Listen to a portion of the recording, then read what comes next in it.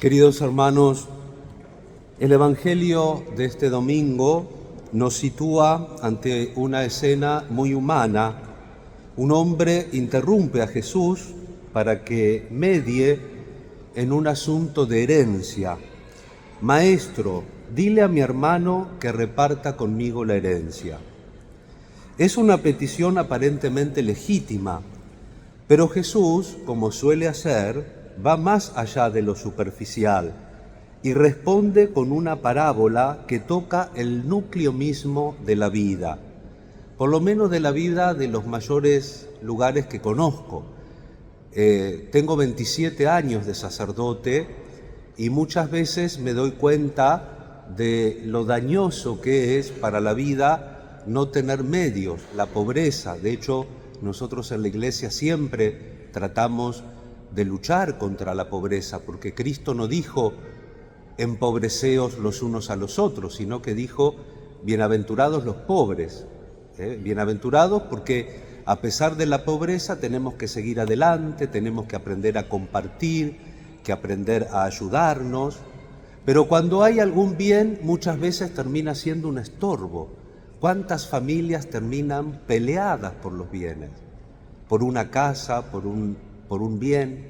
Entonces, realmente es una gracia que el Señor en este Evangelio nos ilumine, porque esto es una conducta más profunda, es mucho más que la lucha de algo material que me puede o no me puede tocar legítimamente. Y por eso Jesús no se queda en la superficialidad, y con la parábola toca ese núcleo esencial que responde a nuestra vida y a nuestros intereses. ¿Dónde está puesta nuestra seguridad? ¿En los bienes que poseemos o en Dios que nos sostiene? Jesús no niega la importancia de lo material. Sabe que necesitamos alimento, ropa, vivienda, pero nos advierte con fuerza sobre la tentación de poner el corazón en lo material, de hacer del tener el centro de la existencia. Y lo hace con una parábola que no ha perdido actualidad, la del rico necio. Este hombre del que habla Jesús no es malvado en el sentido que solemos entender. No roba, no miente, no daña a nadie directamente. Lo que hace es algo que incluso muchos podrían admirar. Planifica, gestiona, cuida de su patrimonio, pero lo hace desde una lógica centrada solo en sí mismo. Escuchemos su lenguaje. ¿Qué haré? No tengo dónde guardar mi cosecha. Ya sé lo que haré. Derribaré mis graneros y construiré otros más grandes. Todo gira en torno a él. No hay una sola mención de Dios ni del prójimo. Su horizonte termina en su propia comodidad. Y entonces viene la palabra de Dios, que desbarata esa falsa seguridad.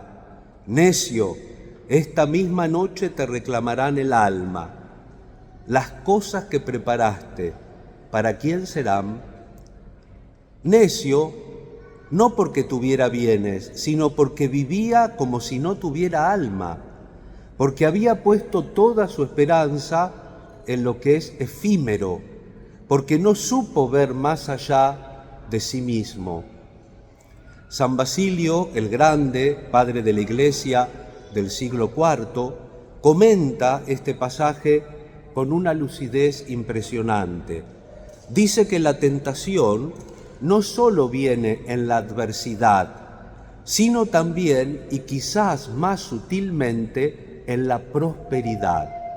Cuando nos falta algo, enseguida lo pedimos. Dios mío, ayúdame, no tengo salud. Y cuando estamos bien, me acuerdo, cuando era joven y estudié latín, había una fabulita en latín que nos enseñaron. Decía, lupus langebat monacus tunc esse volebat, sed cumcumbaluit lupus antefuit erat. El lobo, cuando estaba enfermo, se quiso hacer monje. Cuando se curó, volvió a ser lobo como antes. Y así nosotros.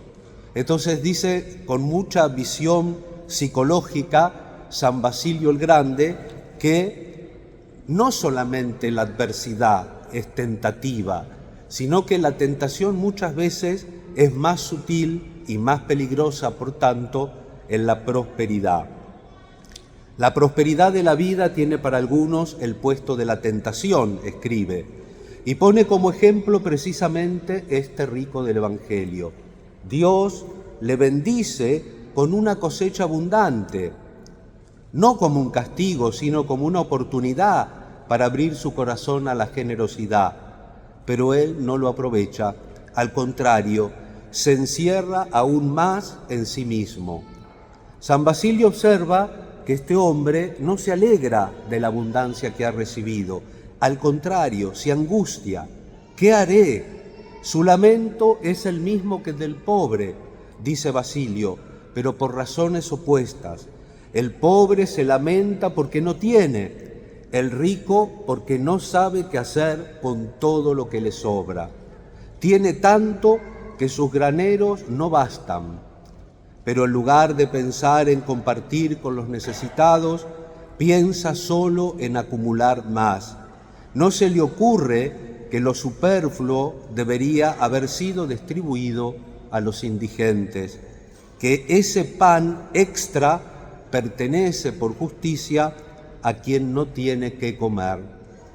Hermanos, esta es una de las grandes tentaciones de nuestro tiempo, vivir como si los bienes fueran solo para uno mismo, como si no existieran los demás.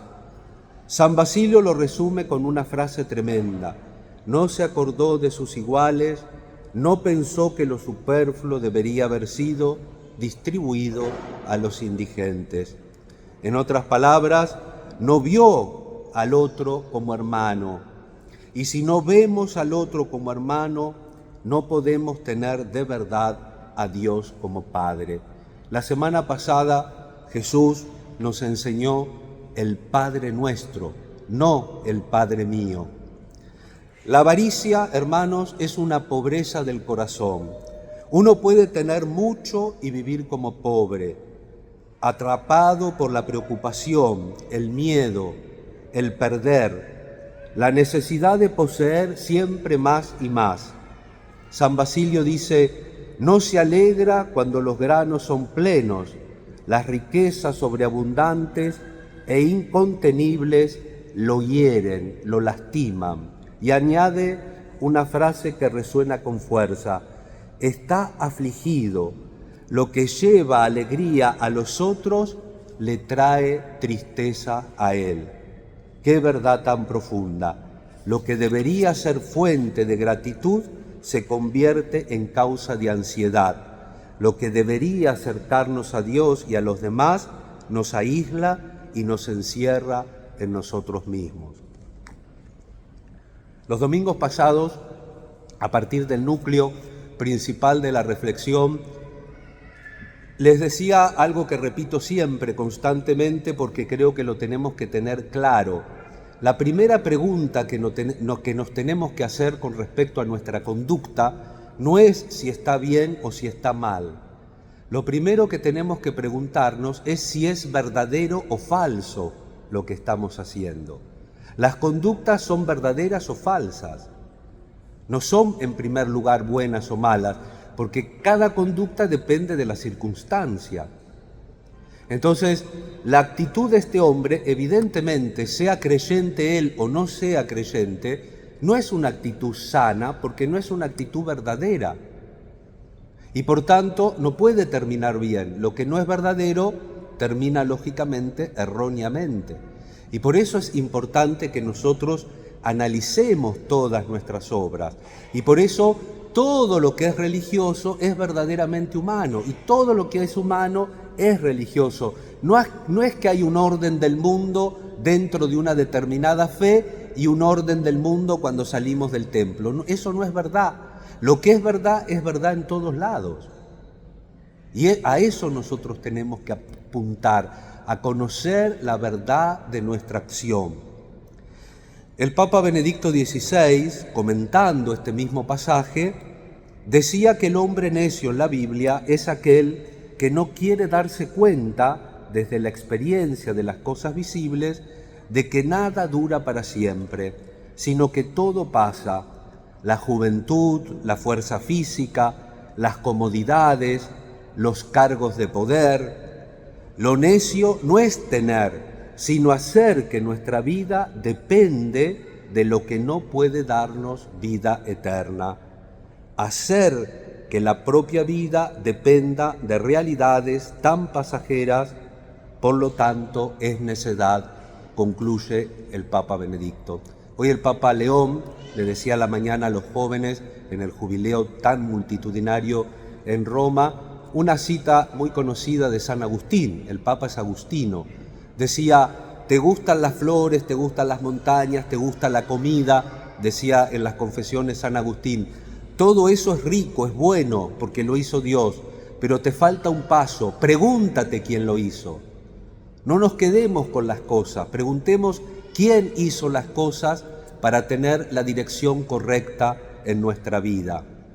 Hermanos, no es casualidad que Jesús concluya la parábola diciendo: así será el que acumula riquezas para sí y no es rico ante Dios. Esta es la gran pregunta que el Evangelio nos plantea hoy. ¿Somos ricos ante Dios o vivimos como si Dios no contara, como si solo lo que se ve y se cuenta materialmente, solo eso tuviera valor? Ser rico ante Dios es vivir con un corazón libre, disponible, generoso. Es saber que cada don que recibimos, sea material, espiritual o afectivo, es también una misión. Todo lo que tenemos puede convertirse en camino de salvación. Las riquezas, lo material, lo espiritual, la afectividad, si la usamos bien, también es una riqueza. Ser rico ante Dios es reconocer que todo lo que somos y tenemos es gracia, que la vida es frágil, que no somos dueños de nuestro tiempo, ni de nuestra salud, ni de nuestras oportunidades, y que precisamente por eso estamos llamados a vivir cada día con responsabilidad, con amor, con apertura a los demás. Ser rico ante Dios es vivir la comunión, sabernos miembros de una sola familia, hijos del mismo Padre, corresponsables en el bien de todos. El rico de la parábola no era necesariamente cruel, pero vivía como si los demás no existían. Su pecado no fue solo la avaricia, sino la ceguera, no ver al otro como hermano. Pidamos al Señor con el salmista: enséñanos a contar nuestros días para que adquiramos un corazón sabio. Que no se nos escape la vida en la búsqueda de lo que no puede darnos vida. Que sepamos encontrar en lo simple, en lo pequeño, en el amor cotidiano, el verdadero tesoro que permanece. Y que cuando el Señor nos llame, podamos escuchar de sus labios no un necio, sino un bien, siervo bueno y fiel, entra en el gozo de tu Señor. Santa María, interceda por nosotros para que entendamos esto que hoy nos enseña Jesús.